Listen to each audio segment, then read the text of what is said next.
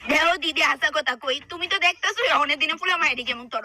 আমার ফুলের মতো ভদ্র ফুলা তুমি এই যুগে এই পাড়াত কি এই দুনিয়াতে এক পিস পাইতা না। না আসলে আমরা তো হেরে শুরুতে ওই দেখতাছি বিয়া হইয়া গেল গা দেখতে দেখতে 3 মাস হয়ে গেছে গা বিয়ার। না না না 3 মাস কই 2 মাসও তো হইছে না। আচ্ছা আচ্ছা, তো তোমার বৌমার ফুলা গেছে কই? ঘুরতে গেছে, আবার হেতে আমারে কইছিলাম মেলা তো বলে যাইবো। যাইও দেখা রেখো কইলাম ফুলারে, আবার বউয়ের পক্ষে যাতে না যা। আরে ধুরি তা প্রথম প্রথম ফর্মালিটি, আস্তে আস্তে আর ইন্টারেস্ট থাকে না। আমার ফুলারে যদি এখন খেলনা দেই খেলনা লই বইবো দুধের আবিদ না। আসলে হেতের মতো ভদ্র ফুলা এই এলাকাতে একটাও নাই।